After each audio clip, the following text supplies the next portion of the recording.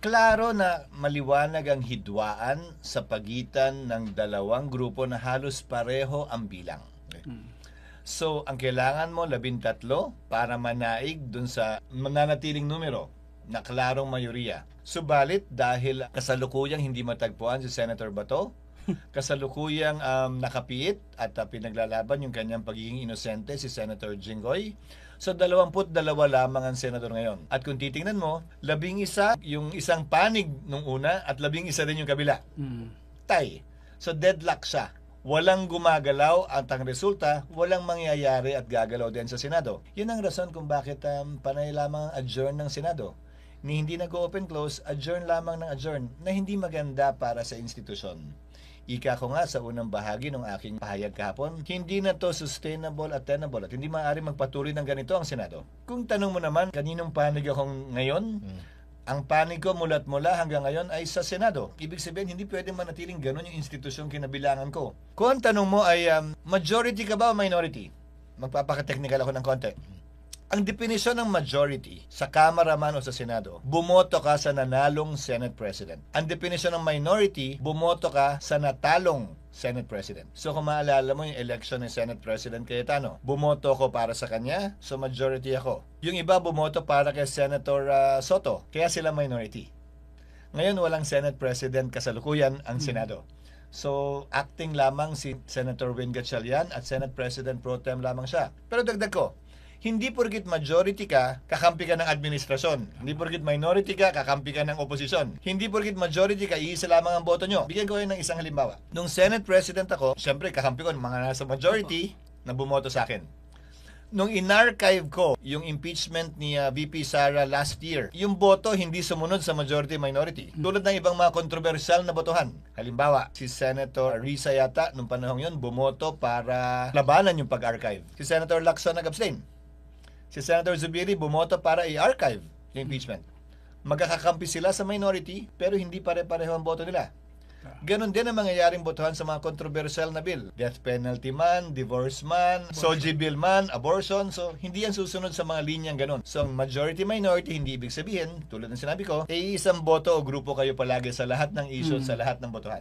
Nagpasya ako na itigil na yung kawalan ng sesyon sa Senado. Nagpasya ako na hindi pwede magpatuloy na walang sesyon ng Senado dahil nakasaad din sa saligang batas. Hindi pwedeng mag-adjourn ang Senado nang sosobra sa 3 araw nang hindi nagpapaalam sa kabilang kamara. Kahapon, kung hindi pa kami nagsesyon, lalabagin na namin yung provision na yun ng saligang batas. At kahapon, bagaman walang opisyal na pahayag, nagbigay na ng sulat si Senate President Cayetano na wala ng sesyon. So, kinailangan talagang mag-convene na ang Senado. Ang solusyon nga sana, imbis na mag-agawan sila ng trono, may dumulog na lamang sa korte para pagpasahan ito. Yun para sa akin yung mapayapang solusyon sa problemang ito. Sa ngayon, boto, ang mayoriya ay alanganin. Meaning, 13 kasi maliwanag eh. So may desisyon na tinatayuan, etc. etc. Pero sa ngayon, ang bilang ay 12-10. 12-10. Kung magiging 13 yun, edi mas maliwanag. So kung tatanungin mo, sana dumating sa hindi malayong hinaharap na may makabuo ng 13, sino man yun. Sino man yun ha, ulitin ko ha. Sino man yun, para tapos na. Wala nang issue, reklamo o problema. Wala bang kinalaman yung palasyo sa naging desisyon nyo na magpakita doon sa plenary kahapon? Wala. Para sa akin, ang posisyon ng palasyo, walang kinalaman sa posisyon ng Senado bilang senador. Bakit? Hindi ba masakit sa dibdib na nakikita mo nag-adjourn na lang ang Senado ng 3 araw na nandun naman yung mga tao na nagbo-boycott man o protesta man? Di ba? Wag na lang yon, iba na lang. At hindi ako nagkulang sa pakikipag-usap sa mga kasamahan ko sa Senado, sa magkabilang panig na dapat ganito. Huwag gamitin to. Hindi tama to. Hindi na tama yung ganito. May ibang paraan. Iba yung kaisipan nung iba. So, kailangan kong tayuan kung ano man ang paniniwala ko. Kailangan kong gawin kung anong tingin kong tama at nararapat. Hindi para sa sarili ko. Hindi para sa isang pangkat o grupo. Pero para sa Senado na, bilang isang institusyon. Tungkulin na yung pinag-uusapan para sa akin. Hindi na kulay sa politika o pagkampi sa isa o kabilang grupo. Sa mga kapwa ko Pilipino, malinaw na nakasaad sa konstitusyon. Walang sinumang senador ang maaaring lehitimong tumayo bilang Pangulo ng Senado, batay lamang sa 12 boto. Ito ay pinagtibay sa ilalim ng 1987 Constitution. Sa Article 6, Section 16, subsection 1 ng 1987 Constitution. The Senate shall elect its president by a majority vote of all its members.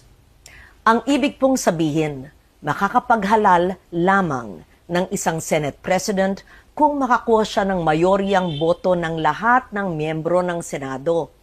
Ayon po sa konstitusyon, 24 ang kabuuang bilang ng mga halal na senador. Kaya naman, 13 po ang kinakailangan para magkaroon ng mayorya. Nakalagay din sa alituntunin ng Senado, sa Rule 2, Section 2, na the officers of the Senate shall be elected by the majority vote of all its members. Ang mga opisyal po ng Senado ay ang Senate President, Senate President pro tempore, Senate Secretary, at Sergeant at Arms.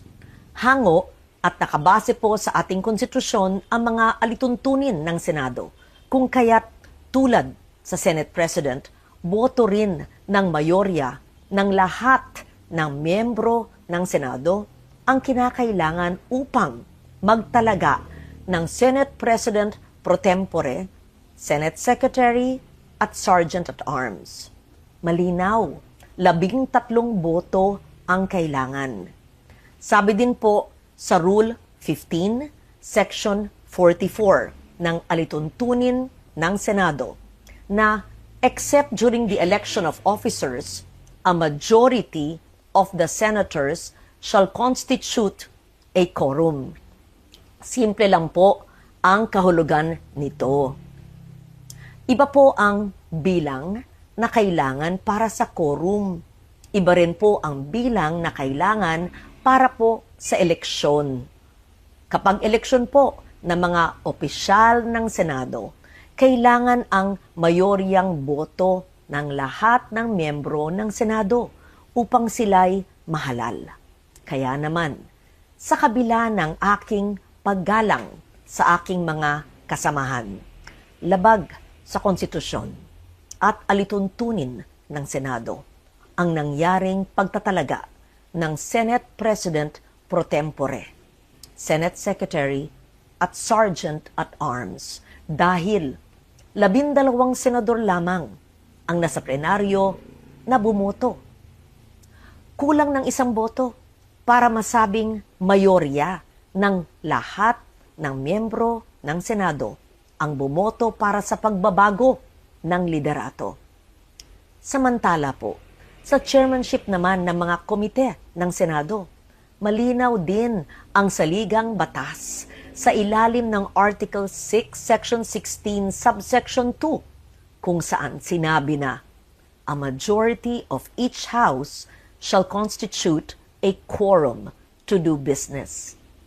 Ibig sabihin po, 13 senador din ang kinakailangan na kabilang sa sesyon ng Senado upang makagawa ng anumang opisyal na gawain o quorum, kung kaya't labag din po sa konstitusyon ang naganap na pagdeklarang bakante at pagtatalaga ng mga chairperson sa mga ilang komite. Madalas pong binabanggit ang mga nasa minorya ang kasong Avellino versus Cuenco upang palabasing lehitimo ang naganap na takeover sa Senado. Pero hindi po maaring gawing shortcut ang Avellino upang pababain ang bilang ng mga senador na kailangan para sa quorum, sa eleksyon, at para magkaroon ng reorganization sa Senado. 1949 pa ang kasong ito at naganap sa ilalim ng 1935 Constitution. Nagbago na ang ating saligang batas, 1987 Constitution na ang sumasaklaw po sa atin. Dito, malinaw na 13 ang kinakailangang boto para maghalal ng Pangulo ng Senado at parehong bilang din ang kinakailangan para sa pagboto ng mga opisyal. Hindi rin bago ang patakarang ito noong pang 1973 Constitution.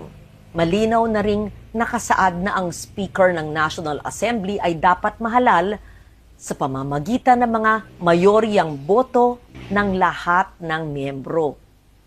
Kung tatanggapin natin na maaring basta-basta na lamang bawasan ang bilang ng mga senador na kinakailangan para sa eleksyon ng mga opisyal at pinuno ng mga komite, malaki ang magiging epekto nito sa operasyon ng mataas na kapulungan.